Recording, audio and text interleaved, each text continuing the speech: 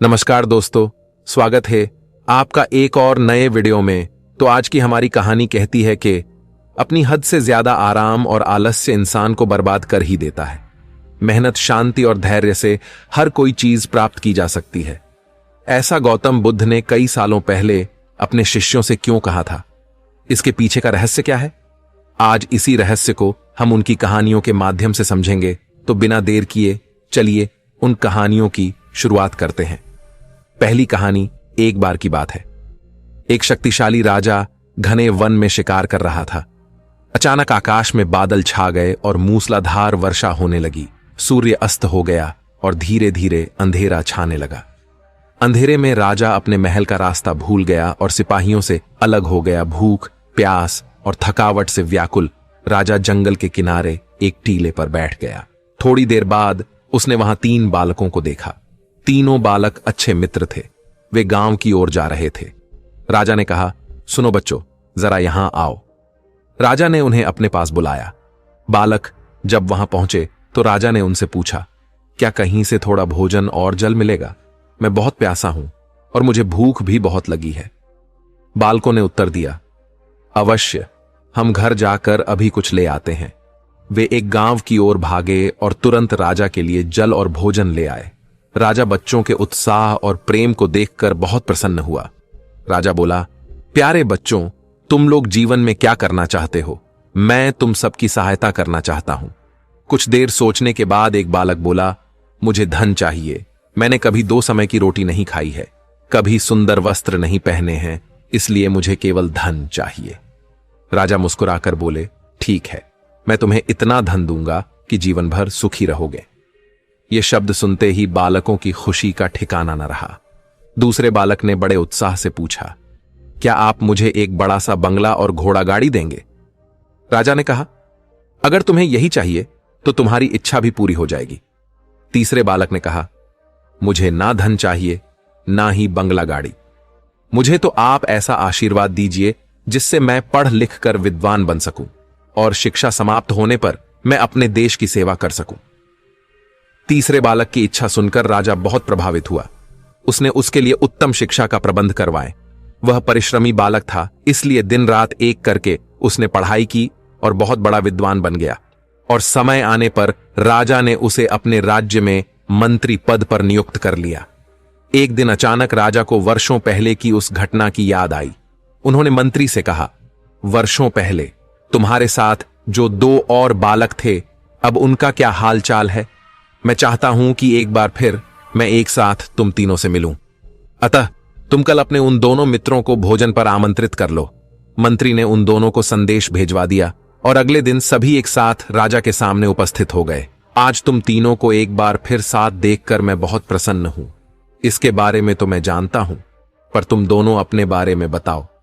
राजा ने मंत्री के कंधे पर हाथ रखते हुए जिस बालक ने धन मांगा था बहुत दुखी होते हैं बोला, राजा साहब, मैंने उस दिन आपसे धन मांगकर बड़ी गलती की। इतना सारा धन पाकर मैं आलसी बन गया और बहुत सारा धन बेकार की चीजों में खर्च कर दिया। मेरा बहुत सा धन चोरी भी हो गया और कुछ वर्ष में ही मैं वापस उसी स्थिति में पहुंच गया जिसमें आपने मुझे देखा था। बंगला गाड़ी मांगने वाले बालक भी अपना रोना रोने लगा। महाराज, मैं बड़े ठाठ से अपने बंगले में रह रहा था, पर वर्षों पहले आई बाढ़ में मेरा सब कुछ बर्बाद हो गया और मैं भी अपने पहले जैसी स्थिति में पहुंच गया।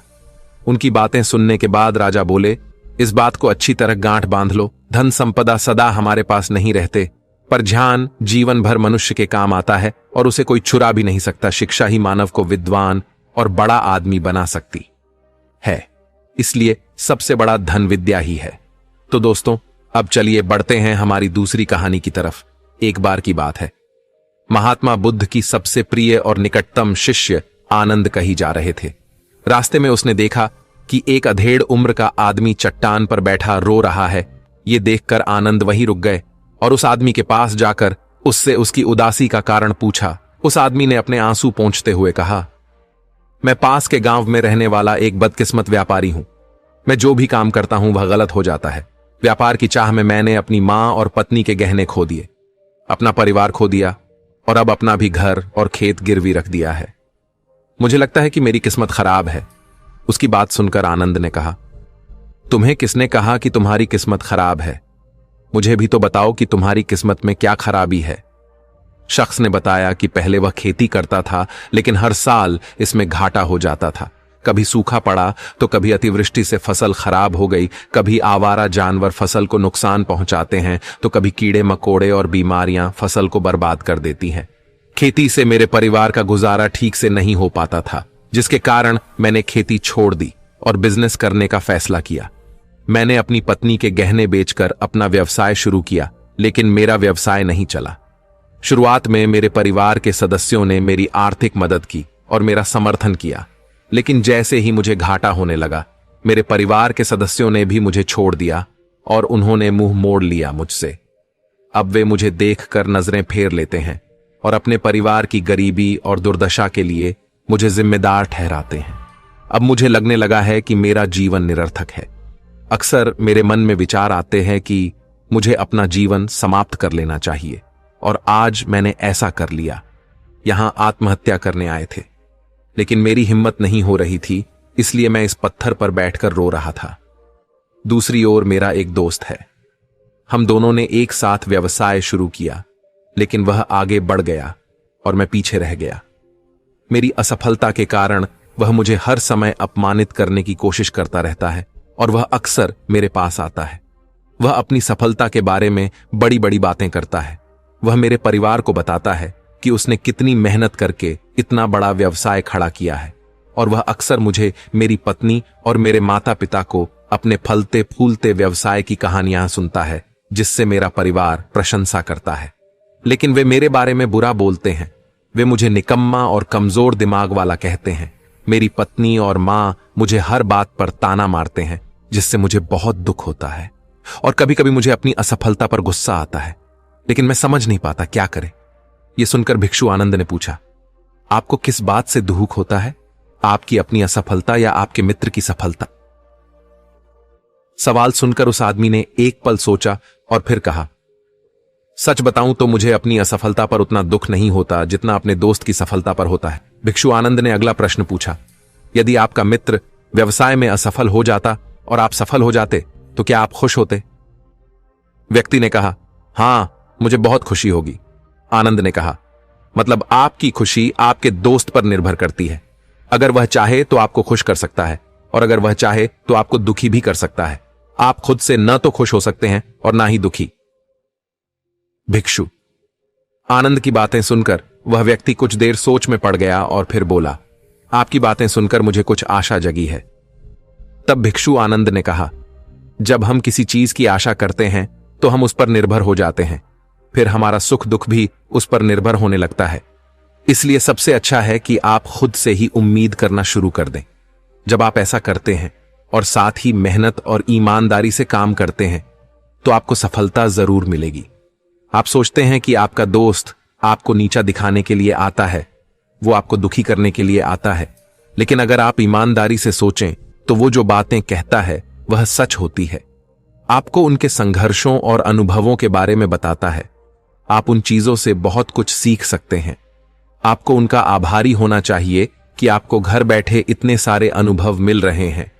उन अनुभवों का लाभ उठाएं, नई शुरुआत करें, ईमानदारी से काम करते रहे, कभी नहीं हार मानो। एक दिन तुम्हें सफलता अवश्य मिलेगी। आज तुम इसे दुर्भाग्य या बुरा समय कह रहे हो, एक दिन बदलेगा और इसके साथ ही तुम्हारी सोच और विचार भी बदल जाएंगे। और देखिए, जब आपका अच्छा समय शुरू होगा तो आपके दोस्त भी आपको उसकी सफलता की कहानी नहीं बताएंगे। फिर उससे आपको अपनी असफलताओं और परेशानियों के बारे में बताने दें, ताकि आप उसकी बात सुनकर भ्रमित हो जाएं। आपका आत्मविश्वास हिल जाता है और आप गलत निर्णय ले सकते हैं, लेकिन उस समय भी आपको अपनी बुद्धि का इस्तेमाल करना होगा और खुद पर भरोसा रखना होगा। जिस तरह आज आपका दोस्त आपको दुखी करने के लिए आएगा, उसी तरह वह उस समय भी आपको बनाने के लिए आएगा, क्योंकि जैसे तुम्हें उसे दुखी देखकर आनंद आता है, वैसे ही उसे भी तुम्हें दुखी देखकर आनंद आता है। उस व्यक्ति ने कहा, आप सही कह रहे हैं, लेकिन मुझे सबसे बड़ा दुखी यह है कि इसमें मेरे परिवार के लोग भी शामिल हैं। दरअसल मैं अपने परिवार के लिए अच्छा करना चाहता था और उन्हें खुश रखना चाहता था, लेकिन वह मेरी बात भी नहीं समझ रहा है। शब्द और भावनाएं वे मुझे गलत कहते हैं और कुछ समय के लिए वह मेरे साथ भी नहीं है। भिक्षु आनंद ने उस व्यक्ति को समझाया कि हम हमेशा चाहते हैं कि हम जो भी करें लोग उसकी प्रशंसा करें, लेकिन आमतौर पर ऐसा नहीं होता। लोग करते हैं, हमारे प्रयास की सराहना नहीं करते, जिसके कारण हम दुखी हो जाते हैं।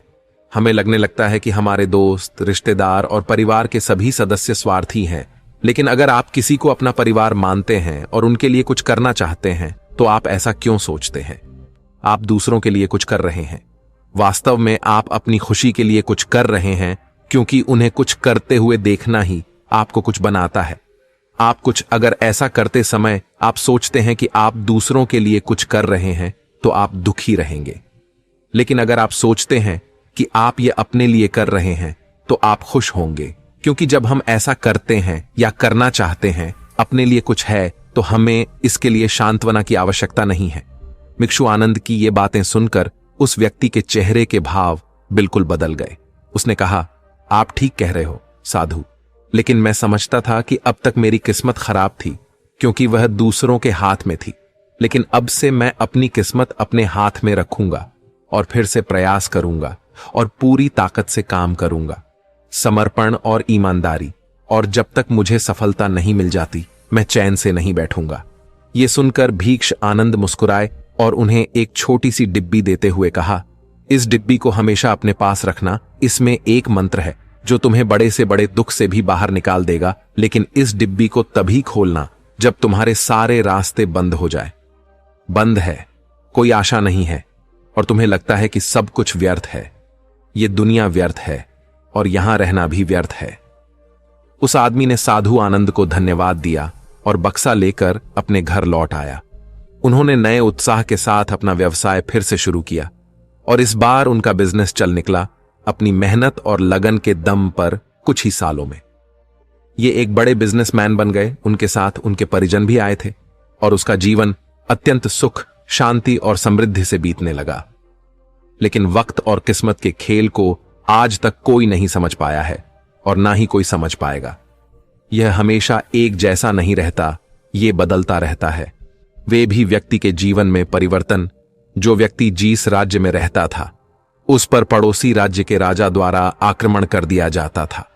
उस हमले और डकैती में उस व्यक्ति का सारा पैसा भी लूट लिया गया, उनकी दुकान और घर जला दिया गया। अपनी जान बचाने के लिए उन्हें अपने परिवार सहित वहां से भागना पड़ा। व्यक्ति कई दिनों तक अपने परिवार के साथ इधर उधर भटकता रहा। वो हर छोटी चीज के लिए मोहताज हो गए। उनका बच्चा बीमार हो गया और इलाज के अभाव में बीमारी से बुरी तरह पीड़ित होने लगा। यह देखकर उसका हृदय चीत्कार करने लगा। उनके पास अपने बेटे का इलाज कराने और अपने परिवार का भरण पोषण करने के लिए पैसे के नाम पर एक सिक्का भी नहीं था। वह अंदर से टूट गया था और निराशा एक बार फिर उस पर हावी हो गई। उसे लगने लगा कि उसका जीवन निरर्थक है, सारा संसार अर्थहीन था। लेकिन तभी अचानक उसे भिक्षुक आनंद द्वारा दी गई डिब्बी की याद आई। उसने बड़ी उत्सुकता से उसे खोला तो डिब्बे के अंदर एक पर्ची मिली। उस पर कुछ लिखा हुआ था।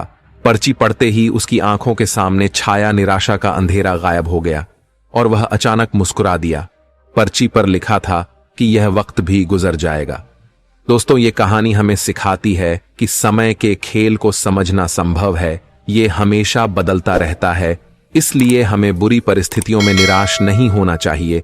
आत्मविश्वास बनाए रखना होगा, क्योंकि समय बदलता है। यदि आज बुरा है तो कल निश्चित ही अच्छा होगा।